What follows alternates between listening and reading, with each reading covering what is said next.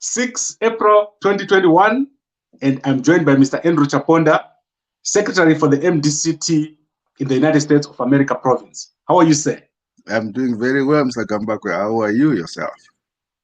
Fantastic, and I'm very happy to have you back after a few weeks of not Yes. having this conversation. Yes. Okay, so let us start where we left off. And I want to give you a chance to give us an update. What has been happening in the MDC-T since we last spoke? Yes, thank you very much, Mr. Gambakwe, again for inviting me back. And I want to greet all the listeners from across the world, wherever you may be, especially those in Zimbabwe. It has been a while, and I'm coming back again to give a bit of clarification on the status of the MDC-T, especially after the shambolic EOC that was held December 27, 2020. As you are all aware, I am on record, or my province is on record, for coming out clearly and condemning the shambolic nature of that EOC. We are also on record for moving a motion within the MDC-T structures, its standing committee, to try and nullify that EOC. In that same EOC, in that same National Council, you are also aware that the gatekeepers for that virtual group did expel me for moving a motion to nullify the shambolic EOC. I also want to hasten and add at the very outset that position has not changed. In actual fact, it has grown even stronger with all the anticipated legal challenges that has been outlined and are slowly taking shape. And I know people are a bit impatient. They want to know how far we are with that legal challenge. There's two streams of challenges that are there: the nullification of the EOC, and also the accounting for the missing funds that was also reported. So these are two separate legal channels that we are pursuing. I want also to hasten to say that I saw your interview last week with Kalipani Pugeni, where he tried to outline some of the issues that are causing problems right now in the party. I also want to say that Mr. Pugeni was a little bit humble. He is a very humble and God-fearing man. He called himself not qualified to give statements about the party. We know that now there's one witness, Dubi, who has been going around issuing statements as to how the party is performing. I also want to go ahead and hasten to add that in that interview, Pugen did not clearly come out to say exactly where Dr. Cooper stands. We do not think that what happened on the 27th of December absolved any of the MDC-T leaders, because in their collectivity, they came up with a very badly cooked product. And that product, being a shambolic EOC, also puts them in the same basket, that when we go to court, we're going to cite all of them for coming up with a process that put the name of the party into disrepute. So I also want to add that, even though I don't speak to Dr. Kupe, she has not acknowledged the leadership of Mr. Mwonzora. I've not read anywhere that she said Mwonzora was the party president. And I think her position is also in keeping with our position, that the MDC-T still remains without a substantive leader. And the only leader that was elected at the last Congress is Dr. Kupe. And for that reason, Douglas Mwonzora is illegitimate. He is only there because of what happened on the 27th. So that position has not changed. And that position has also been magnified by the horrific and poor performance of Douglas Mwonzora and his team, insofar as they are trying to woo supporters of the party, not only in Zimbabwe, but also outside Zimbabwe. So these are all a result of his handling of the party affairs. More importantly, the violence, the rigging, and the near the assault of one of the candidates.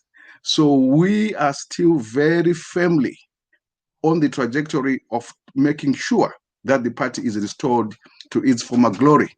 And the guy who is currently there is not that person who can restore the party to its fortunes. Okay, I think it's very clear. And let us quickly go to the questions. I don't want to keep this more than 10 minutes. Yes, yes. In terms of the court case, yes, you said you're going to cite Dr. Kupe yes, and Senator Mwonzora. Yes. When should we expect that court challenge I to know. go ahead? Okay, yeah. This is the question that I've been asked several times. That because we've been talking about this ever since the courts were in recess due to the pandemic. What we have done so far is that I need to repeat again. Bear with us, Zimbabweans. The process is moving. The lawyer is already in place, and our own Mashavire equivalent is also in place. The funds have been raised. And the energy and commitment to see this process through is at its highest peak ever. So this is happening. We are here in the diaspora, and we are working with the system that we were given. We are working within the Zimbabwe legal system, but I can assure you that we are not very far from the court, from the case being heard before the courts and becoming public information.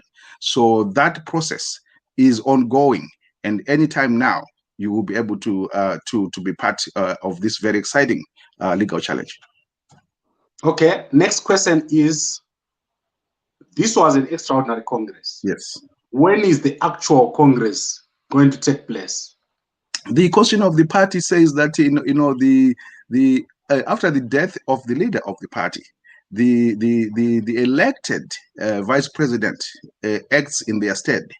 This is what was not done when Tsvangirai died. This is what Chamisa did not do when he usurped the powers and went on to claim the leadership. The period of is 6 months. 6 months is what Constitution says there should be an acting president while we are organizing for the ordinary Congress. So I want to believe that if we had a genuinely free, fair, and credible EOC in December, we'll be talking about June, July this year to hold the ordinary Congress.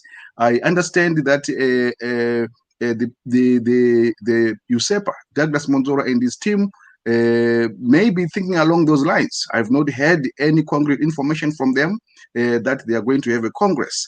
But what we are currently fighting is to make sure that whoever is currently the president of the party is president by virtue of following the constitution and laws of our party. We're a social democratic party that should also abide by its rules, and that the 6 months will come and then we can elect a substantive president of the party. I want also to say that, these are things that as a party we can agree either to postpone, because we are now looking at having the next elections in 2023. And usually, a year or so before the elections, the party has its Congress. If we had adhered to our schedule, we were supposed to have a Congress in 2020, because the last one was 2014. So 2020 was supposed to be the next Congress, and then 2025 is the next one. So anytime between now and 2023, the party should have its extraordinary Congress. Well, how does this differ from the extraordinary Congress? This one actually involves the election of all party holders from the lowest level of the party at the cell level all the way to the president. So it's going to be a very extensive exercise, one that cannot be done during a pandemic, and maybe that can be good reason to say we now need to reform all our structures. And this will be very huge because it's coming after the Supreme Court judgment, and then it will now open up every other facet and position in the party to go for the extraordinary Congress, because the Standing Committee, the National Council members, and all the portfolio secretaries that they are now trying to illegally appoint in position should be preserved of ordinary Congress. That should actually happen at that Congress. So I don't see enough preparation having been done within the next 6 months since the shambolic EOC to have a Congress in 6 months' time. That is around June of this year. Okay, so let me clarify what you've just said. Yes. And as a way of confirmation. You are saying the current president, Mwonzora, is planning to have the General Congress or the Ordinary Congress around June or July. Would that be acceptable to you if that were to happen?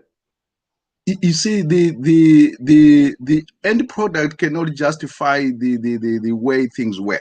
If this was the case, the Supreme Court would have ruled that the alliance was the legitimate party. So we need to correct and also instill in the party that you cannot do these shambolic things and expect to get away with it because 6 months is up. So your name must be forever be written on the archives of history that here is the guy who did what he did and was held accountable. So I want to note the intricacies of this nature. That at the moment, as we have a standing committee that has been captured by Douglas Mwonzora, including the organizing secretary, who is there, Mr. Gift Chimanikire, he has been sneaking in 1 or 2 emails and memos talking about the need to restructure. What has been happening right now is that, yes, he said after Mwonzora shambolic EOC, he went on to have the illegal appointments into the standing committee. That also opened the gates to say now we can also have gap filling at the lower levels. But I want to thank them for one thing, that they said, yes, we can have gap filling, but only from members who were there in 2014 for the gap filling. This won't be the case when we go to the ordinary Congress, because any member of the party now, as long as they've had 5 years in the party, can stand for any position at the lower levels and all the way to the president. So as we do this, we are cognizant of the fact that the ordinary council, ordinary Congress is taking place. So all members of the party, wherever they are, must start preparing for this eventuality, whether it's called by Mwonzora or anybody else. But we would like at some point to have a party that is more cohesive and a party that elects its own leaders from the membership that it has. Okay, but that would be acceptable for you to have a Congress, a general and ordinary Congress in June, July? A general and ordinary Congress is a must for the party, because the party in its current form cannot stand. So we would like to have that held within the confines of the Constitution.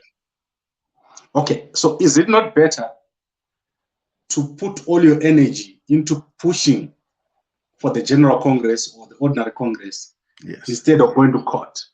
Yes, this is already happening. This is already happening because it doesn't take the leader of the party to get the party going. That's why we are not a personality cult. That's why there are problems, because one person should not be the party.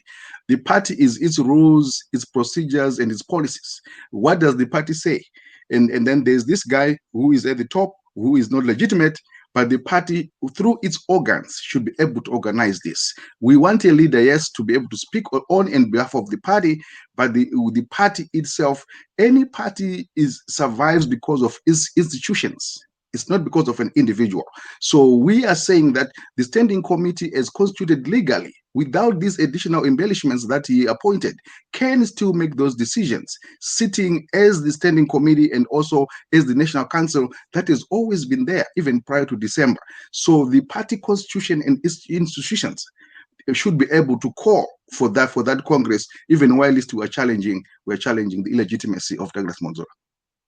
Okay, so the two processes, yes, are going to be running in parallel. Yes.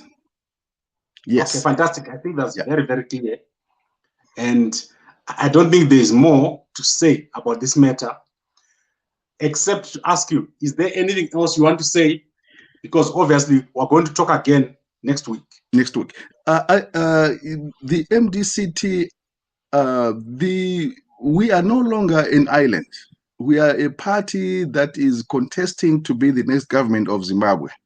We are a party that should also be led by its own laws and rules at the party level, for you to engender confidence in the people of Zimbabwe so that they can support you for the agenda you are proposing for them. Zimbabwe at the moment is at a standstill. Zimbabwe at the moment is faced with this ruling ZANU-PF. If we do not do things well within our own party, we cannot go back again and say this is the party. I want to say that Douglas Mwonzora has indelibly ruined the chances of this party for being the next government of Zimbabwe. We hear statements that are contradictory each and every day. I don't go to Poland. He ends up in Poland in Victoria Falls. I don't negotiate with ZANU-PF. Now he is pushing for that. Why is he doing that? Because there's a court case that we have reported for the embezzlement of funds. So he's trying to engender some bit of love between him and ZANU-PF. And we are seeing it already because the case of the theft of the funds was reported in December. We have provided all the evidence needed to get this guy before the courts. Why are the courts not getting him in there is a question that has been answered by the people of Zimbabwe. That's why now we see him coming up with all these shenanigans to try and delay his going before the courts. And I'm calling upon ZANU-PF, I'm calling upon the ZRP to make use of the information that we have given you to proceed with the case, so that these are public funds that were given to the MDC courtesy of the Political Finance Act, so that they are not abused. We are aware more funds are coming, even if they're coming from the party. They are first and foremost public funds. The people have a duty to demand that these funds are used appropriately. We are seeing here a very unholy alliance between ZANU-PF and Douglas Mwonzora to try so that he can throw his case away. But we'll continue to keep an eye on it and call upon both Douglas Mwonzora to go and clear himself before the courts, or ZANU-PF to arrest this guy so that he can account for his actions before a court of law. Right, Mr. Andrew Chaponda, MDC-T, United States of America Secretary, Provincial Secretary. Thank you very much for joining me. And I hope that I'll be able to talk to you again next week as we clarify more and more of this issue. I was hoping to have Witness Dube this week so that he can also answer on the issues that you are raising. But unfortunately, we haven't been able to get hold of him. But thank you very much, sir. Yeah, I would love Mr. Dube to come so I can ask him a few questions as well. He blocked me on his WhatsApp. So the only way I can communicate is probably when we all meet on your forum. So please invite him. Okay, I will do so next week so that we can have both sides of the story. Thank you very much so much. Thank you so much. I appreciate that.